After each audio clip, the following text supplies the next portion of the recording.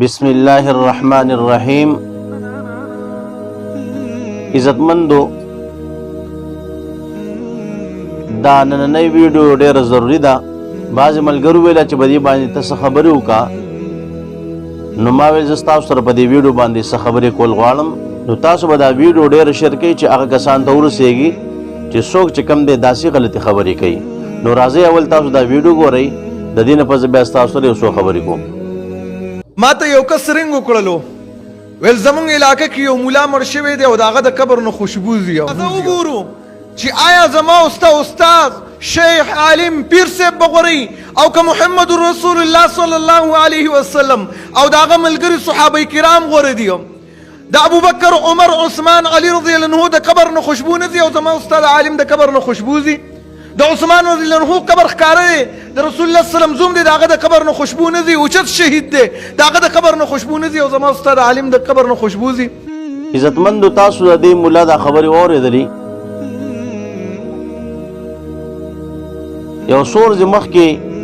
زمونږ یو عالم چې کوم دی هغه وفات شوی دی، هغه تاسو ټول ته پته ده. بعضې کسان لاړه وایي مونږ ته محسوسه شوه چې د ده د قبر نه هغه خوشبو راځي. نو دا وایي زما ستا عالمان چې کوم دی هغوی ډېر نیکان دي، او که نبی علیه الصلاة والسلام او صحابه کرام چې د هغوی د قبر نه خوشبو نه راځي او زما استاد عالم او د مشر د قبر نه د خوشبو راځي، یعنی دی چې کوم دی دلته انکار په دې طریقه باندې وکړو. نو زه راځم دې خبرې ته. یو خو به تا ته دا خبره معلومه وي چې علما د امام بخاري رحم الله په باره کې لیکي چې د امام بخاري رحم الله د قبر نه د ډېر وخته پورې چې کوم د هغه خوشبو تلله،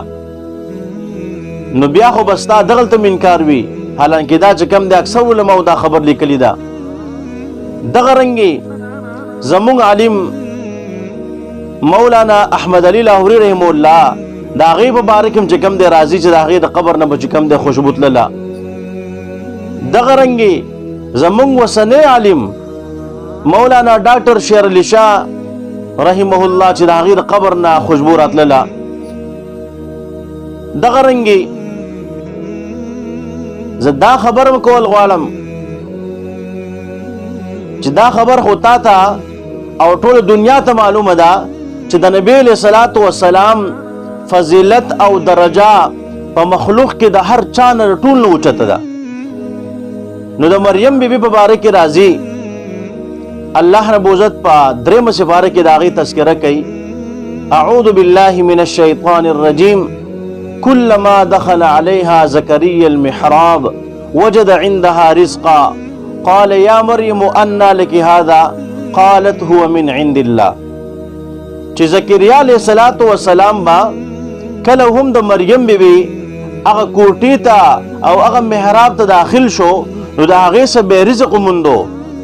نو زکریا علیه الصلاة والسلام ورته وفرمایل چې دا د کوم ځای نه ستا دپاره دا میوې راځي او دا رزق راځي؟ نو هغې فرمایل هو من عند الله، دا د الله رب عزت د طرف نه چې کوم دی ماته راځي. نو مفسرین په دې ځای کې چې کوم دی تاسو وګورئ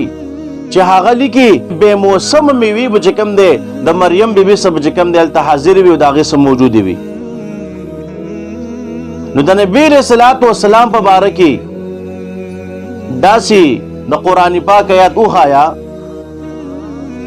چې هغې ته به داسې بې موسمه میوې میلاوېدلي.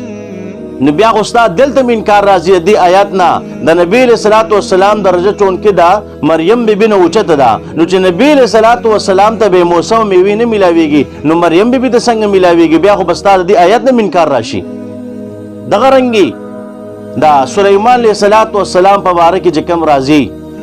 ولسلیمان الریح عاصفة تجري بأمره إلى الأرض الذي باركنا فيها. او دغه رنګې ولسلیمان الریح غدوها شهر ورواحها شهر، چې موږ د سلیمان علیه الصلاة والسلام دپاره هوا تابع کړې وه، نو په دغې هوا کې به د سلیمان علیه الصلاة والسلام تخت چې کوم دی هغه روان و، او د سحر په وخت کې به دغه تخت دومره مزل کو په دې هوا کې لکه د میاش مقدارګي، او د ماښام په وخت کې به هم دومره مزل کو لکه د میاش مقدارګي. نو ته بیا د نبی علیہ الصلوۃ والسلام د پاره داسې آیات وخایا ځکه چې د نبی علیہ الصلوۃ والسلام درجه خو د سليمان علیہ الصلوۃ والسلام نو اوچته ده چې د نبی علیہ الصلوۃ والسلام د پاره هم داسې تخو چې د هغې د سبا او د ماښام په وخت کې د میاشت مقدار کې مزل به دومره مزل به کو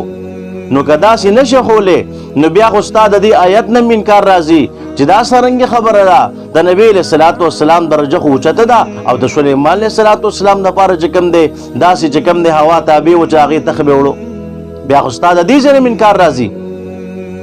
دغه رنګې په صحابه کرامو کې د حضرت ابوبکر صدیق رضی الله تعالی عنه د ټولو نه اوچته درجه ده خو چې نبی علیہ الصلوۃ والسلام کله د معراج په شپه باندې بره لاړو نو هغه هلته د حضرت بلال رضی الله تعالی عنه چې کوم دی د خپو هغه کشارې او اواز بره اوري او د ابوبکر صدیق رضی الله تعالی عنه د خپو کشارې او اواز نه اوري نو بیا خو به ستا دلته انکار راځي چې دا څرنګه خبره ده د ابوبکر صدیق رضی الله تعالی عنہ درجه اوچته ده او د حضرت بلال رضی الله تعالی عنہ د خپو کشاره چې کوم د نبی علیہ الصلوۃ والسلام براوري دا څنګه خبره ده بیا خو ستا دلته انکار راځي نو داسې بشمار چې کوم د مثالونه دي چې زه تا ته پیش کولی شم بیا خو ته به د ټول ځایونو کې انکار کې نو د دین دا نه معلومیږي چې د چا درجه اوچته ده یا څوک چې کوم دی هغه لوی فضیلت واله دی چې د هغې د قبر نه دې هم خوشبو روانه شي دا ضروري خو نه ده او نه مونږ دا وایو چې په دې باندې چې کوم دی زمونږ دا عالم د نبی علیہ الصلوۃ والسلام او د صحابه کرامو نه اوچت شو مونږ خو دا هم نه وایو نو لہذا چې کومه خبره کې نو حقیقت وایه سترګې مه پټوه او که سترګې پټې نو بیا به د مریم بیبي په باره کې چې کومه آیات ما تا ته پیش کو بیا به دغلته مستا انکار راځي او د سلیمان علیہ الصلوۃ والسلام په باره کې چې ما کوم آیات پیش کو بیا به د الته انکار راځي او دغه رنګ د بلال رضی الله تعالی عنہ د خپو د کشاري چې کوم خبره ده نو بیا به ستا دغلته انکار راځي نو امید ده چې تاسو په دې باندې چې کوم دی هغه تسلی شوی وي الله رب عزت موږ د غلطو خلکو نه وساتي وما علينا الا البلاغ